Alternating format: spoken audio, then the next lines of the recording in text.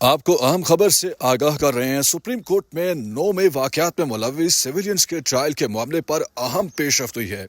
آئینی بینچ نے فوجی عدالتوں سے سزا یافتہ مجرموں کو جیل مینول کے تحت حقوق دینے سے متعلق جواب طلب کر لیا ہے۔ جسٹس جمال خان مندوخیل اور جسٹس مسرت ہلالی نے سماعت کے دوران اہم ریمارکس دیے ہیں اور اہم سوالات اٹھائے ہیں۔ آپ کو فوجی عدالتوں میں سویلینز کے ٹرائل سے متعلق کیس کے بارے میں اہم تفصیلات سے آگاہ کر رہے ہیں۔ سپریم کورٹ کے آئینی بینچ میں فوجی عدالتوں میں سویلینز کے ٹرائل کے فیصلے کے خلاف اپیل پر سماعت ہوئی ہے۔ حفیظ اللہ خان نیازی روسٹرم پر آئے اور موقف اپنایا کہ ان کے بیٹے حسان نیازی کو جیل تو منتقل کر دیا گیا، لیکن سلوک عام قیدیوں والا نہیں ہو رہا ہے۔ آئینی بینچ نے ریمارکس دیے کہ بتایا جائے جیل منتقل ہونے والوں کے ساتھ جیل مینول کے مطابق سلوک ہو رہا ہے یا نہیں۔ جسٹس مسرت ہلالی نے ریمارکس دیے کہ سپریم کورٹ نے حکم بھی جیل مینول کے مطابق سلوک کا دیا تھا۔ پنجاب اور وفاقی حکومت عدالتی حکم کو نہیں مان رہی، اختیارات کو وسیع کر کے سویلین کا ٹرائل ہو رہا ہے۔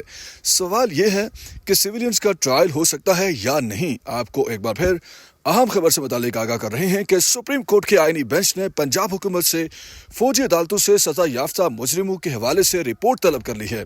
سپریم کورٹ کے آئینی بینچ میں فوجی عدالتوں میں سویلینز کے ٹرائل کے فیصلے کے خلاف اپیل پر سماعت ہوئی۔ حفیظ اللہ خان نیازی نے عدالت میں بتایا کہ عدالتوں سے سزا پانے والے 22 مجرموں کو لاہور کی جیل میں منتقل ہائی سیکیورٹی زون میں رکھا گیا ہے۔ 22 مجرموں کے ساتھ جیل مینول کے تحت سلوک نہیں کیا جا رہا۔